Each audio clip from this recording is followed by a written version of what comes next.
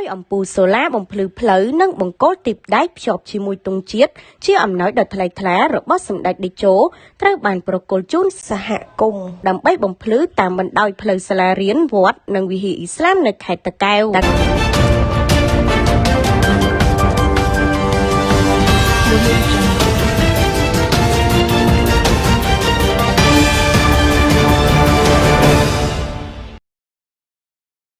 អំណោយអំពូលសូឡាបំភ្លឺផ្លូវចំនួន10ឈុតនិងបង្គោលទីបដែកភ្ជាប់ជាមួយទង់ជាតិចំនួន10ឈុតជាអំណោយដ៏ថ្លៃថ្លារបស់សម្ដេចតេជោត្រូវបានប្រគល់ជូនសហគមន៍ដើម្បីដំឡើងបំភ្លឺតាមបណ្ដោយផ្លូវសាលារៀនវត្តនិងវិហារអ៊ីស្លាមនៅក្នុងភូមិចុងថ្នោតសង្កាត់បារាយក្រុងដូនកាខេត្តតាកែវសម្ដៅរួមចំណែកលើកកម្ពស់សុវត្ថិភាពនិងភាពងាយស្រួលក្នុងការធ្វើដំណើររបស់ប្រជាពលរដ្ឋសិស្សានុសិស្សនិងសាសនិកអ៊ីស្លាមក្នុងមូលដ្ឋានពិធីប្រគល់ទទួលនោះដែលប្រព្រឹត្តទៅនៅថ្ងៃអង្គារ14រោចខែផល្គុនឆ្នាំម្សាញ់សប្បុរសពុទ្ធសករាជ2569ត្រូវនឹងថ្ងៃទី17ខែមីនាឆ្នាំ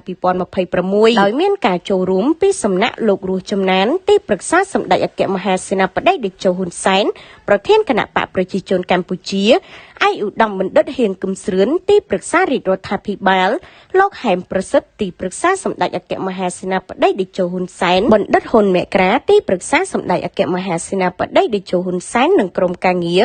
លោកសុកលីគណៈអ៊ីម៉ាមខេត្តតាកែវលោកម៉ាត់យេបអនុគណៈអ៊ីម៉ាមខេត្តនិងជាហាគឹមវិហារអ៊ីស្លាមលោកម៉ៅលេងក្រុមប្រឹក្សាសង្កាត់បារាយលោកយ៉ាដតតំណាងអាជ្ញាធរភូមិចុងថ្នល់គណៈកម្មការវិហារអ៊ីស្លាមនិងប្រជាពលរដ្ឋជាច្រើនរូបផងដែរលោករស់ចំណានបានបញ្ជាក់ថាការឧបត្ថម្ភអំពូលសូឡានិងបង្គោលទង់ជាតិនេះគឺជាការចូលរួមចំណែកក្នុងសកម្មភាពសប្បុរសធម៌និងការអភិវឌ្ឍផ្ដោតលើការកែលម្អបរិយាកាសតាមបណ្ដោយផ្លូវទៅសាលារៀនវត្តនិងតាមបណ្ដោយផ្លូវទៅវិហារអ៊ីស្លាមសម្រាប់បងប្អូនគោរពសក្ការៈដើម្បីធានាឲ្យមានពន្លឺបំភ្លឺគ្រប់គ្រាន់នៅពេលយប់និងបង្កើនសុវត្ថិភាពសម្រាប់អ្នកធ្វើដំណើរលោកបានបន្ថែមទៀតថាជាមួយគ្នានេះការដំឡើងបង្គោលទីបដែកភ្ជាប់ជាមួយទង់ជាតិក៏ជាការចូលរួមលើកកម្ពស់សោភ័ណភាពនិងបង្ហាញពីស្មារតីសាមគ្គីភាពនិងសេចក្តីគោរពចំពោះជាតិសាសនានិងព្រះមហាក្សត្រផងដែរលោកបានសង្កត់ធ្ងន់ថាកិច្ចការមនុស្សធម៌និងការបរិច្ចាគនេះគឺជាការបញ្ជាក់យ៉ាងច្បាស់អំពីសុខដុមរមណីយកម្មសាសនា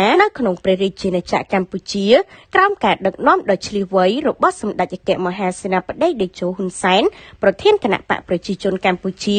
និងសម្ដេចមហាបវរធិបតីហ៊ុនម៉ាណែតនាយករដ្ឋមន្ត្រីនៃព្រះរាជាណាចក្រកម្ពុជាដែលតែងតែយកចិត្តទុកដាក់លើការរួមរស់ដោយសន្តិភាពការគោរពជំនឿសាសនានិងការលើកកម្ពស់សាមគ្គីភាពរវាងប្រជាពលរដ្ឋគ្រប់សាសនាសកម្មភាពទាំងនេះក៏បានបង្ហាញពីការរួបរวมសាមគ្គីភាពការស្រឡាញ់និងការរាប់អានគ្នាទៅវិញទៅមករបស់ប្រជាពលរដ្ឋខ្មែរទោះបីមានជំនឿសាសនាផ្សេងគ្នាក៏ដោយប៉ុន្តែតែងតែរស់នៅជាមួយគ្នាដោយសុខដុមរមនា